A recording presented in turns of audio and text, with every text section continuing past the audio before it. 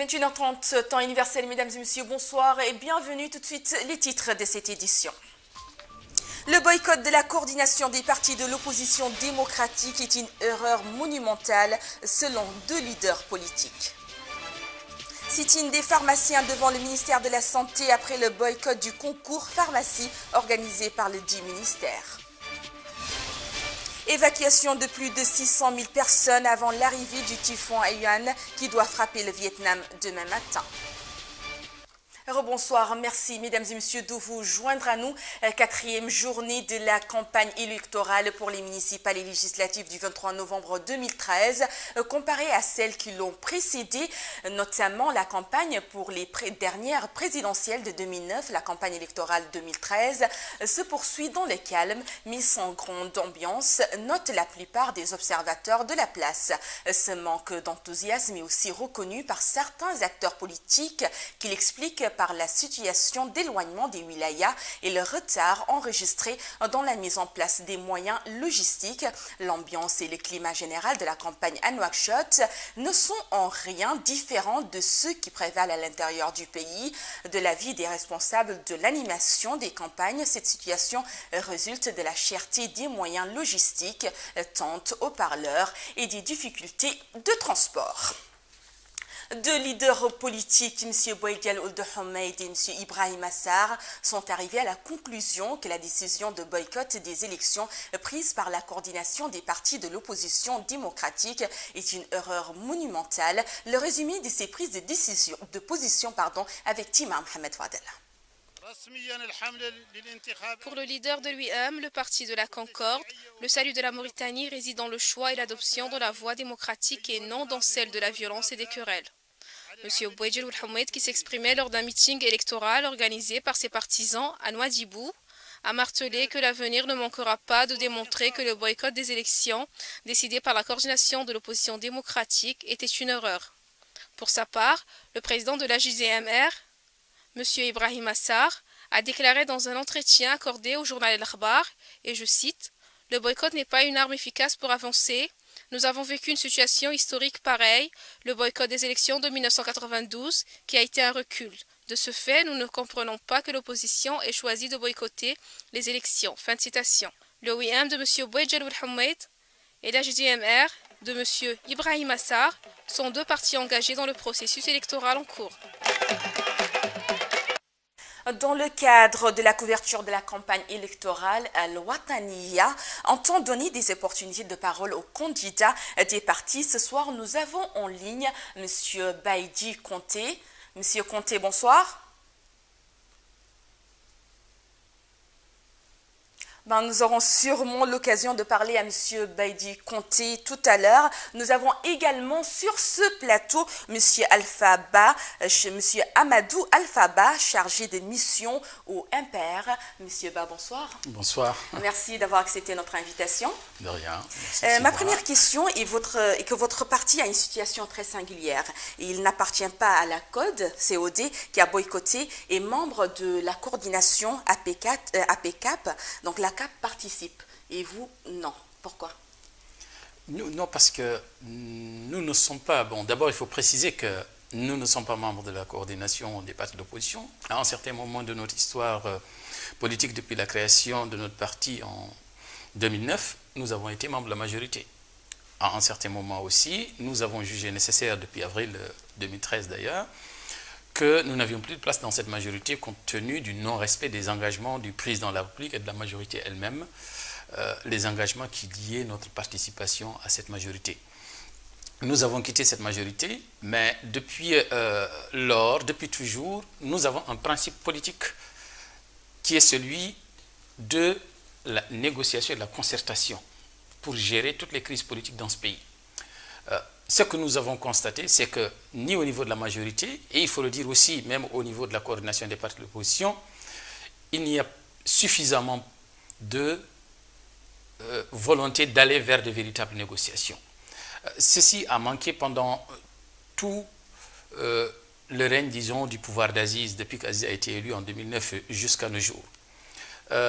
Notre boycott n'est pas un boycott par principe. Nous sommes par principe participationnistes.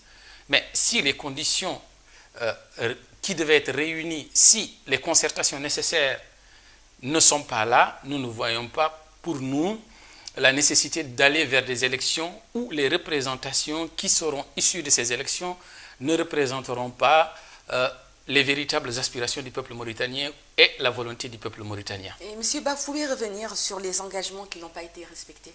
Les engagements qui n'ont pas été respectés, c'est que nous avons vu avant l'élection du président Aziz en 2009, nous nous rappelions, la première élection qui avait été fixée au 6 juin a été reportée au 18 juillet 2009. C'était sur quoi? C'était pourquoi? C'était suite aux accords de Dakar. Les accords de Dakar, le principe des accords de Dakar, c'était la concertation, la négociation, le dialogue entre toutes les forces politiques mauritaniennes. Or, qu'est-ce que nous voyons? Ce que nous voyons, c'est que ni du côté du pouvoir, ni du côté de l'opposition, il n'y a cette volonté d'aller vers un dialogue franc et sincère pour le bien de toute la population mauritanienne. C'est pourquoi nous avons jugé en certains moments que personne n'avait la volonté, que ces engagements n'ont pas été respectés, aussi bien de part et d'autre des grands pôles politiques du pays. Monsieur Ba, à la dernière minute, l'UMPR a lancé une initiative de sortie des crises qui n'a pas abouti. À quoi attribuez-vous cet échec? Nous ne disons pas qu'elle n'a pas abouti. Nous sommes encore dans le processus de cette initiative. Cette initiative, c'est toujours, et nous ne sommes pas dans un échec. Nous continuons notre combat, nous pensons, et nous restons toujours optimistes. Parce qu'il faut le rappeler qu'à un certain moment, les élections de 2009, elles ont été reportées quand? À la veille de la campagne électorale. Donc, nous pouvons aussi aujourd'hui, à la veille même des élections, reporter cette campagne. Pourquoi? Nous continuons toujours ce processus avec l'appui d'autres partenaires, de la société civile, de certains partenaires du développement, donc d'autres partis politiques. Nous continuons le processus, nous continuons le travail. Et d'ailleurs, dans cette semaine, le dimanche, il y aura une grande marche de soutien à cette initiative. Donc, nous ne sommes pas encore vaincus, nous ne nous considérons pas encore convaincus.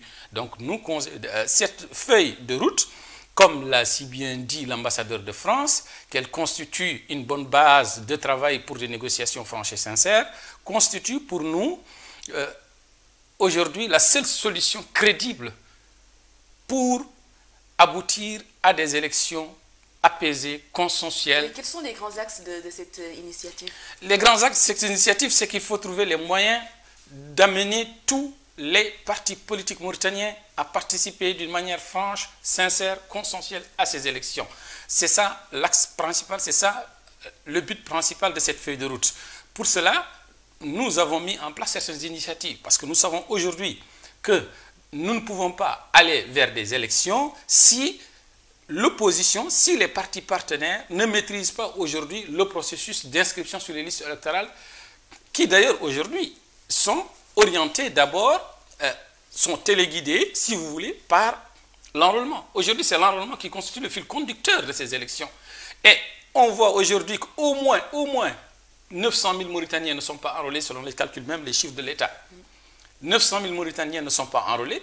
Pourquoi ces 900 000 Mauritaniens ne sont pas enrôlés? Mais il faut éclaircir la situation.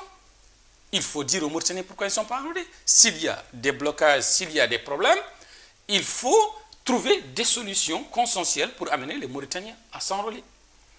Ça, c'est pourquoi nous demandons une commission d'enquête pour un audit, une commission d'enquête parlementaire paritaire pour un audit aussi bien de l'enrôlement que du Ravel. Nous demandons l'élargissement de la CENI. Aujourd'hui, la COD n'a pas de représentant de la CENI. Nous, au niveau de l'AP, nous n'avons pas de représentant au niveau de la CENI. Nous demandons que nous ayons un droit de regard sur ce que fait la CENI. Aujourd'hui même, nous savons aujourd'hui que la société qui a été choisie pour confectionner aujourd'hui les bulletins de vote, celle qui a été choisie en 2009 par exemple, en 2009 et aujourd'hui, est aujourd'hui menacée par la justice britannique pour diverses actions à travers des pays africains de corruption liées surtout à des campagnes électorales, à des confections de bulletins de vote frauduleux. Donc, nous voulons que les choses soient claires et transparentes. Si les choses sont claires et transparentes et que tout le monde a droit de regard sur le processus de conduite de ce processus électoral, alors nous pourrons participer. Et ce qui est le plus choquant, c'est qu'à la face du monde, devant tous les Mauritaniens, c'est le président Aziz, lors de son déplacement à Néma, qui avait tenu certains engagements devant tous les Mauritaniens, la gratuité de la carte d'identité, l'élargissement de la CENI, l'observatoire qui est venu trop tard. dont le Conseil des ministres de jeudi dernier a décidé la mise en place. Nous ne voyons pas comment mettre en place un observatoire, alors que c'est censé décider d'abord sur la mise en place de cet observatoire, on boycottait les élections. Donc nous disons que Aziz ayant pris tous ces engagements, pourquoi d'abord ne pas respecter ces engagements? Pourquoi d'abord ne pas respecter ces engagements avant de lancer un processus électoral? Nous pensons que le problème de la date n'est pas un problème. C'est d'abord le problème des conditions réelles qui doivent être mises en place pour qu'il y ait une élection transparente et crédible. C'est la mise en place de ces conditions. Le temps que la mise en place de ces conditions mettra en place, c'est ce temps qui devrait déterminer la date des élections. Merci beaucoup, Monsieur Amadou Alphaba. Merci d'avoir accepté notre invitation. Merci. Je rappelle que vous êtes Monsieur Amadou Alphaba, chargé de mission au MPR. Je pense que nous avons en ligne Monsieur Baïdi Conté. Monsieur Conté, vous me recevez? Alors, bonjour. Monsieur Conté, bonsoir. Vous êtes candidat à la députation sous les couleurs de l'UDP. Comment se passe votre campagne? D'abord, je salue notre ami qui vient de quitter sur votre plateau. Je sais que la campagne se démarre un peu lentement, mais au fur et à mesure, ça va s'accélérer avec la saisie des gens, parce que les gens n'ont pas confiance que les élections vont continuer. Il y a un retrait, il y a un retrait au niveau des mouvements de foule. Les gens ne sont pas encore entrés dans la campagne. C'est ça le problème qui se pose dans tous les états-majors. Et Monsieur Conté, compte tenu de la mobilisation faite par vos sympathisants, quelles sont vos chances de remporter ce scrutin? J'ai plusieurs chances, parce qu'au niveau de l'ITER, il y a une division et les gens ne le montrent pas. C'est une face qui est là. Quand on voit un maire qu'on a enlevé de manière un peu adéquate et se mettre devant le peuple, devant ses électeurs et dire votez l'ITER, c'est une face qui est là, qui est cachée. Quand je vois qu'au niveau de l'IPR, il y a des candidats qui n'ont pas le poids au niveau de Rosso, qui ne représentent pas réellement la pensée des Rossois. Donc je me dis que c'est ma chance, et en tant que jeune de Rosso, je peux avoir une chance de passer au deuxième tour. Et puis, je pense que ma façon de faire ma campagne, eux, ils ne l'ont pas fait. Moi, je pars voir les gens avec le fichier électoral, cibler les gens, les expliquer ce que je veux faire. Par contre, c'est pas l'animation qui gagne les élections. Et Monsieur Conté, y a-t-il un message spécial que vous voulez lancer ce soir à vos sympathisants? Allô? Je vous entends, Thomas. Et ma dernière question est que est-ce que vous avez en fait un message spécial à lancer à vos sympathisants? Ce message, c'est que de dire à ces électeurs, aux Rossois, de se mobiliser et de croire à un changement. Parce qu'on ne peut pas continuer avec les mêmes hommes pendant 20 ans. Ils n'ont pas changé Rosso. Tout le temps les mêmes mentalités. Et si quelqu'un vous donne de l'argent, mangez-le. Et en allant aux urnes, votez pour le changement. Le changement, c'est la jeunesse. Et nous, les jeunes, on va changer Rosso avec notre façon de faire. Merci beaucoup. Je vous remercie de... Merci beaucoup, Monsieur Conté. Je rappelle que vous êtes Monsieur Baïdi Conté, candidat à la députation sous les couleurs de l'UDP. Le parti Tawassoul a vivement condamné dans un communiqué publié hier soir sur sa page Facebook l'agression dont a été victime à Hassel Abdallah dans la Mourata de Tantan. Son candidat à la mairie de cette commune, M. Yahadvou Ould Mohamed Mahmoud. Ce dernier précise le communiqué de Tawassoul a été l'objet d'une agression verbale et corporelle ayant occasionné des blessures. Sa voiture a été saccagée et les membres du directoire de sa campagne ont eu leur lot d'injures, de brimades et de vexations. Dans l'actualité internationale, nous continuons l'actualité nationale avec le concours de recrutement de pharmaciens organisé par le ministère de la Santé qui n'a pas satisfait aux exigences de 18 spécialistes du secteur actuellement au chômage. Le compte rendu d'Ndesa City. Des dizaines de pharmaciens et de médecins mauritaniens ont organisé aujourd'hui des sit-ins devant le palais présidentiel et le ministère de la Santé pour exprimer leur refus de participer à un concours organisé par leur tutelle, ne prévoyant que le recrutement de 3 spécialistes seulement. Le recrutement de 3 pharmaciens seulement sur les 18 diplômés au chômage, ont-ils fait savoir dans une lettre adressée au ministre de la Santé, est loin de répondre à nos attentes et ne correspond nullement aux besoins pressants en pharmacie des services de santé en Mauritanie. Naturellement, nous sommes là pour soutenir nos collègues pharmaciens qui ont décidé à l'unanimité de boycotter le concours qui devait se passer hier. Donc ils sont au nombre de 18 et l'État ne veut que recruter que 3 d'entre eux. Et alors qu'il y a beaucoup de places à pourvoir pour les pharmaciens, on trouve aberrant qu'on ne recrute que 3 pharmaciens, qu'on ne veut recruter que 3 pharmaciens, alors que les collègues sont là depuis 2009, 4 ans qu'ils sont en attente d'être recrutés. Et on ne demande pas plus qu'ils soient recrutés tous et qu'on arrête de marginaliser les pharmaciens. Ce sont des éléments clés, c'est un maillon essentiel dans la structure, dans la santé, dans le système de santé mauritanien. Les pharmaciens ont rappelé que le déficit en spécialistes est très important en Mauritanie, notamment au niveau des démembrements de la CAMEC, des hôpitaux régionaux, du centre de contrôle de la qualité des médicaments et de la structure en charge de la lutte contre la drogue. Dans l'actualité internationale ce soir, au Mali, la sécurité tarde à s'installer. Pour preuve, 3 civils ont été tués hier dans la région de Gao. Un incident relevé et dénoncé par le MNLA. Un retour à Tima Mohamed Fadel pour plus amples détails sur la situation au Nord Mali.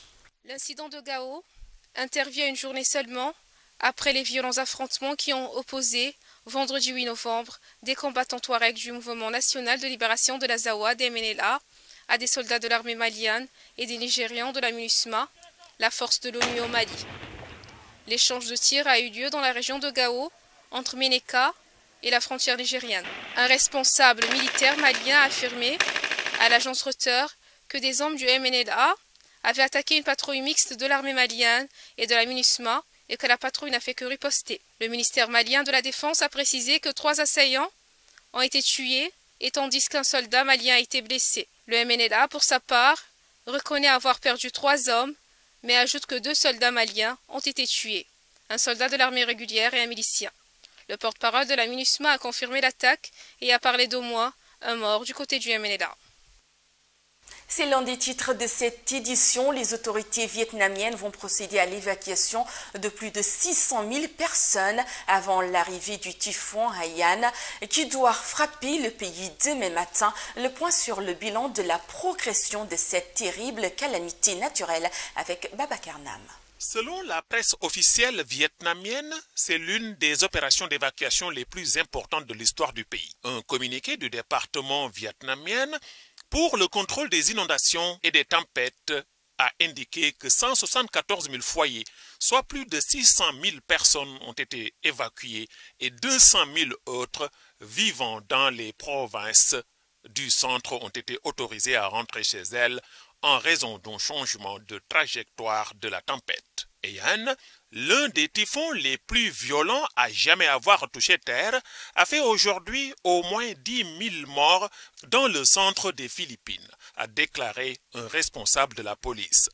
Tandis que des villages noyés sous les vagues étaient rayés de la carte. Le cyclone a détruit 70 à 80% des zones qu'il a balayées et les secours ont du mal à atteindre les villages ravagés le long de la côte.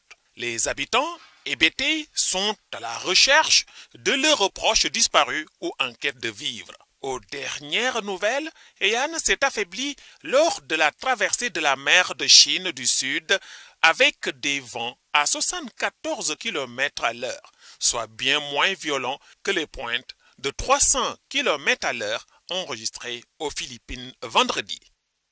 Des émeutes meurtrières dans un quartier pauvre de Riyad, la fin des hostilités entre Houthis et salafistes au Yémen, le reste de l'actualité en bref en image avec Ndessa Ossidi. Des centaines de Libyens pharmaciens sont rassemblés samedi à Tripoli et dans d'autres villes du pays pour manifester contre une éventuelle prolongation du mandat du Congrès général national. Ce congrès avait pour mission initiale de conduire le pays en 18 mois à des élections générales qui devaient intervenir après la rédaction d'une constitution. Selon ce calendrier fixé par une déclaration constitutionnelle, le mandat du CGN doit s'achever le 7 février prochain. Mais le CGN a laissé entendre récemment qu'il pourrait prolonger son mandat. 3 jours d'intenses négociations entre l'Iran et 6 puissances mondiales se sont achevés dimanche aux premières heures à Genève, sans déboucher sur un accord sur le programme nucléaire iranien. Une nouvelle réunion est prévue le 20 novembre que la Suisse s'est dit dimanche prête à accueillir. Dimanche matin, le président iranien Hassan Rouhani a répété que son pays refusait de céder ses droits nucléaires selon les médias. Des milliers d'immigrés illégaux se sont rendus aujourd'hui à la police saoudienne après des émeutes nocturnes meurtrières dans un quartier pauvre de Riyad. Des émeutes liées à la campagne de répression contre l'immigration clandestine. Hier soir, 2 personnes, dont un Saoudien, ont été tuées et 68 autres blessées lors d'affrontements dans le quartier de Menfouha, où se concentrent des immigrés originaires de la Corne de l'Afrique, notamment de l'Éthiopie. Les combats qui se déroulaient dans le nord du Yémen entre les chiites et les salafistes sunnites ont cessé aujourd'hui avec l'entrée en vigueur d'un cessez-le-feu négocié par les émissaires d'un gouvernement, a déclaré au téléphone Yahya Abou Esba, qui dirige la commission présidentielle chargée de mettre fin au combat. Depuis le début des violences le 30 octobre dernier, les combats ont fait au moins 100 morts. Une mesure d'amnistie attendue comme une libération par des millions de Sud-Africains endettés et pénalisés pour avoir été mauvais payeurs interviendra depuis 2014 avant les élections, a indiqué à l'AFP le ministre sud-africain de l'industrie du commerce. Sous ces dehors techniques, cette amnistie d'une ampleur inédite est très parlante dans un pays voué à l'hyperconsommation et où la moitié des adultes vit avec un faible revenu et une capacité d'épargne quasi nulle. Ainsi, mesdames et messieurs, prend fin votre édition. Merci à vous de l'avoir suivi. Un grand merci à toute l'équipe technique et rédactionnelle. Un clin d'œil particulier à Mamadou Sall. Avant de nous quitter, comme chaque soir, tout de suite, le rappel des titres. Le boycott de la coordination des partis de l'opposition démocratique est une erreur monumentale, selon 2 leaders politiques. Sit-in des pharmaciens devant le ministère de la Santé après le boycott du concours pharmacie organisé par le dit ministère. Évacuation de plus de 600 000 personnes avant l'arrivée du typhon Haiyan qui doit frapper le Vietnam demain matin. Les programmes se poursuivent sur votre chaîne privée Al Wataniya. Très bonne soirée à tous.